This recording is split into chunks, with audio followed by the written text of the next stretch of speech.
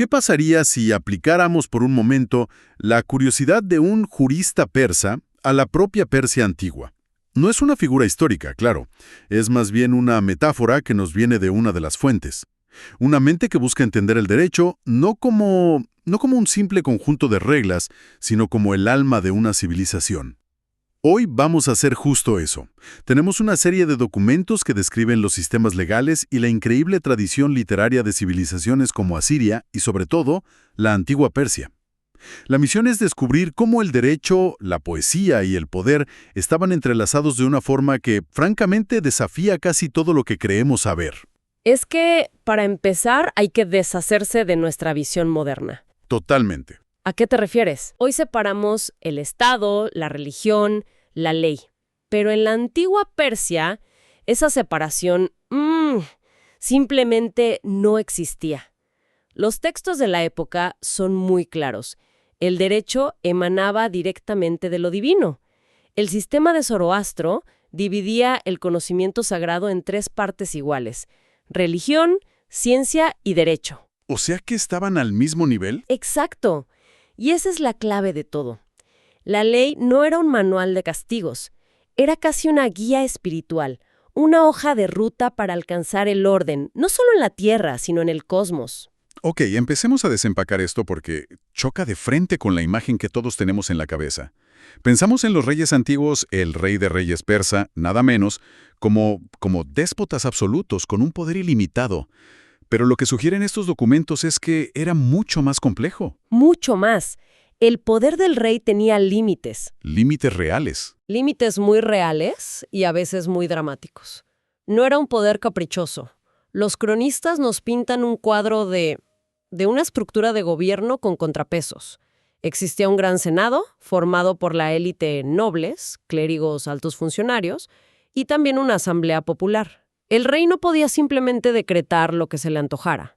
Tenía que negociar. Tenía que consultar, negociar, y en muchos casos su autoridad dependía directamente del apoyo de estos cuerpos. Pero hay una costumbre en particular que se menciona, una que suena casi a leyenda, algo sobre una ceremonia pública durante festividades como Nauruz. Espera un momento, ¿me estás diciendo que un ciudadano común podía en teoría enfrentarse al emperador? Exactamente. Y no solo enfrentarse, sino demandarlo. Es uno de los detalles más reveladores de toda esta investigación. Durante estas audiencias públicas, cualquier persona, sin importar su origen o estatus, podía presentar una queja formal. Y sí, eso incluía quejas contra el mismísimo soberano. ¡Wow! Pero lo verdaderamente increíble no es que se pudiera hacer, sino el protocolo que se activaba cuando ocurría. Esto tengo que escucharlo. ¿Qué pasaba? Si se presentaba una queja contra el rey, frente a toda la corte y el pueblo, descendía del trono, se quitaba la corona y se la entregaba al jefe espiritual del imperio. Y entonces le pedía que juzgara el caso con total imparcialidad, como si estuviera juzgando a 2 campesinos. El rey se convertía en un ciudadano más, esperando un veredicto. Esa imagen es increíble. Casi demasiado buena para ser verdad. Uno no puede evitar preguntarse, ¿era real o era una especie de propaganda real? Es una pregunta muy válida. ¿Una puesta en escena? No. Para legitimar su poder, mostrándose como un humilde servidor de la ley, mientras, tras bambalinas hacía lo que quería. Claro, es lo que uno pensaría. Pero la clave para entender por qué esto era más que un teatro está en un concepto fundamental para ellos: el far. El far. Que se puede traducir como la gloria real. No era solo un símbolo, era un favor divino, un aura de legitimidad que le permitía gobernar. Según su cosmovisión, un rey solo podía mantener el far a través de la sabiduría y, por encima de todo, de la justicia. Ah, ahí está la conexión. Un acto de tiranía o de injusticia manifiesta podía hacer que perdiera el far. Y perderlo no era algo abstracto, significaba perder el apoyo de los dioses y, por lo tanto, la legitimidad para gobernar. Y eso abría la puerta a rebeliones, a que otros nobles reclamaran el trono. Exactamente. Así que esa ceremonia era un recordatorio público y potentísimo. Yo, el rey, también estoy bajo la ley divina, y si la rompo, pierdo mi derecho a llevar esta corona. O sea que la literatura y la ley se reforzaban mutuamente. La obra más famosa, el Shahnameh, el libro de los reyes, Está llena de esas historias. está llena de reyes que pierden el far por su arrogancia y acaban de forma trágica. No era solo un cuento, era una advertencia política. Precisamente. El Shahnameh de Ferdowsí no era solo una crónica, era un manual de buen gobierno disfrazado de épica. Cada historia era una lección, reforzaba la idea de que la justicia no era una opción, era la condición indispensable para mantener el poder. Entiendo. La ley reflejaba el ideal literario, y la literatura le daba un alma a la ley. Esa imagen del rey bajando del trono es potentísima. Pero me pregunto si ese ideal se traducía en la realidad para, no sé, un campesino o un mercader. ¿Llegaba la justicia a la gente común? Esa es la pregunta del millón. Y lo que sugieren las fuentes es que había un esfuerzo consciente por hacer la justicia accesible. No era algo que ocurría solo en la capital. Existía una red de tribunales locales por todo el vasto imperio. Y aquí hay otra distinción interesante. A ver, Había tribunales laicos para asuntos civiles y penales y tribunales eclesiásticos. Estos últimos se ocupaban de lo que hoy llamaríamos derecho de familia, matrimonios, divorcios, herencias. La idea era que la gente pudiera resolver sus problemas sin tener que viajar durante meses. ¿y cómo eran los jueces? ¿Simples funcionarios que aplicaban la ley al pie de la letra? Al contrario, se esperaba que fueran mucho más que eso. Debían ser expertos en derecho, por supuesto, y mantener una imparcialidad absoluta. Pero sus deberes iban más allá. Un detalle fascinante que encontramos en estos documentos es que el juez tenía la obligación de investigar a fondo cada caso. No podía simplemente escuchar a las partes. O sea, ¿un rol de investigador? Sí, y esto es muy moderno. Tenía que verificar que la policía no hubiera abusado de su poder durante el arresto. Había un control sobre la fuerza pública integrado en el propio sistema judicial. Entiendo. Pero, ¿y el acusado? ¿Tenía que defenderse solo frente a este juez experto?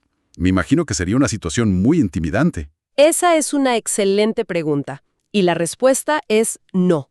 De hecho, los textos muestran que la figura del abogado estaba sorprendentemente bien establecida. ¿Y regulada? Había abogados como los conocemos hoy, sí, y no cualquiera podía hacerlo. Su nombramiento debía ser formal, y para evitar la explotación, sus honorarios estaban fijados por ley. Fijados por ley.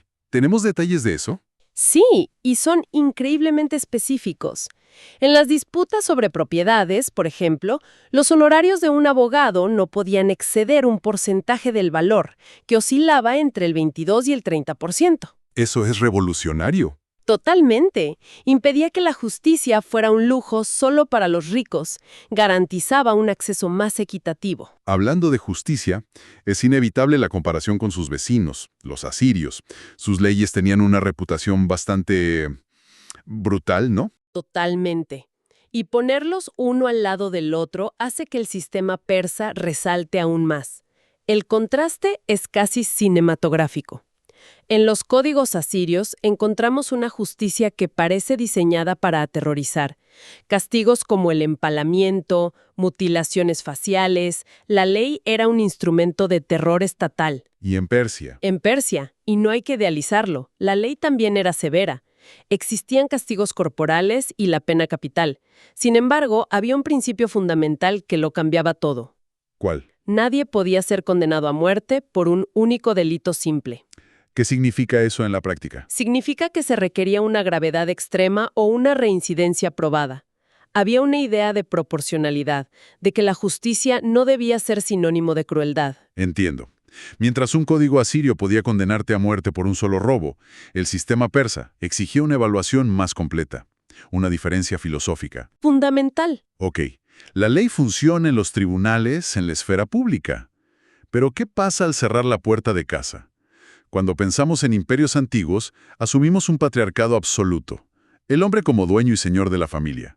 Bueno, aquí también las fuentes pintan un cuadro muy diferente. ¿Sí? Completamente. Olvidémonos de la idea del patriarca todopoderoso. La estructura que describen los textos es un sistema de familia conjunta con una gobernanza dual.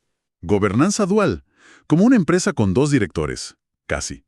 La familia estaba dirigida por dos figuras de igual importancia, El señor de la casa, el hombre de mayor edad, y la dama de la casa, la mujer de mayor edad. ¿Y cómo se repartían el poder?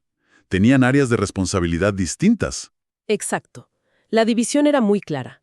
El señor de la casa administraba los bienes, la propiedad, pero la dama de la casa tenía control total sobre el gobierno doméstico. ¿Y qué implicaba ese control? No era solo cocinar y limpiar, significaba gestionar las finanzas del hogar, la educación de los hijos y, de manera crucial, era ella quien organizaba y aprobaba el matrimonio de las hijas.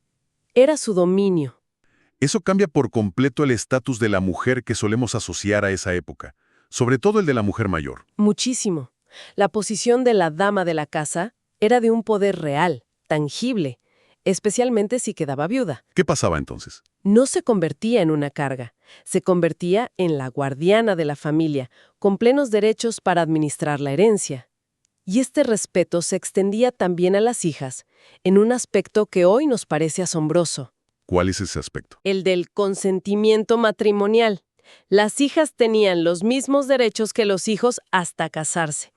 Pero lo más importante, y esto está explícitamente detallado, es que no podían ser obligadas a casarse en contra de su voluntad. ¿En serio? ¿Podían decir que no? Podían rechazar al pretendiente. Y si se la casaba siendo menor y al crecer desaprobaba la unión, la ley actuaba para protegerla. La tutela del padre se transfería a otra persona. La ley protegía activamente su consentimiento. Increíble. Y dentro de esta estructura tan compleja, también se contemplaba la adopción, no como un arreglo informal. Para nada. Era un acto legal con todas las de la ley. Un proceso muy formalizado que debía registrarse ante una autoridad episcopal. Y una vez completado, el hijo adoptado tenía exactamente los mismos derechos de herencia que un hijo biológico. Hemos visto el qué de la ley persa. El rey en el banquillo, los jueces investigadores. Pero me sigue rondando la pregunta del por qué. ¿Cuál era el espíritu, el motor de todo este sistema? Y parece que la respuesta no está en los códigos, sino en la biblioteca. Exacto. Es aquí donde el derecho y la literatura se fusionan. ¿Cómo se transmitía la ética? No era principalmente a través de un código que decía no harás esto. Se hacía a través de la literatura didáctica. Como los espejos para príncipes. Justo. Obras como el Golestán de Savi usaban anécdotas, fábulas para enseñar. Eran guías para que los gobernantes fueran justos, pero también para el ciudadano común. La lección no se imponía, se ilustraba con un relato. Claro, es más fácil recordar la historia de un rey sabio que el artículo 37 de un código legal. Mucho más.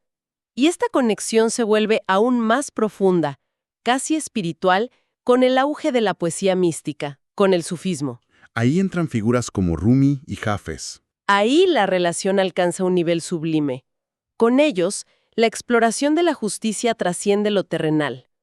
El ghazal, esa forma de poema lírico, se convierte en el vehículo para reflexionar sobre la justicia divina frente a la humana, sobre la búsqueda de una verdad que está más allá de las reglas escritas. Entonces, ¿la poesía no era un simple adorno cultural o un entretenimiento? Era el pilar de su identidad. Era el ADN de su identidad. Se reitera en las fuentes que fue el Shahnameh de Ferdowsi el que ayudó a preservar la identidad cultural persa, lo que ellos llamaban Ayam, sobre todo tras la conquista árabe. Esa epopeya grabó a fuego en la memoria colectiva los ideales de heroísmo, lealtad y, por encima de todo, justicia. Ideales que las propias leyes intentaban llevar a la práctica. Con mayor o menor éxito, sí. La literatura era el alma que daba propósito y significado al esqueleto de la ley.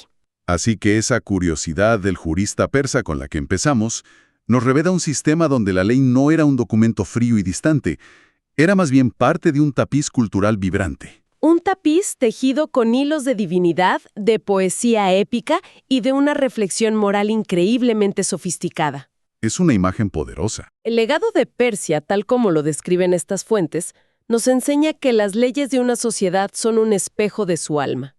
La estructura legal era el esqueleto, sí, pero la literatura era el corazón que le daba vida y significado. Las fuentes nos han mostrado un ideal, una aspiración, en la que el monarca más poderoso del mundo se despojaba de su corona para someterse a la ley. Y esto nos deja con una pregunta para reflexionar. En nuestra época, donde el poder a menudo parece estar por encima de las reglas, ¿qué lecciones podemos extraer de una civilización que, al menos en su ideal más elevado, se atrevió a exigir que la justicia fuera la misma para el rey y para el ciudadano más humilde?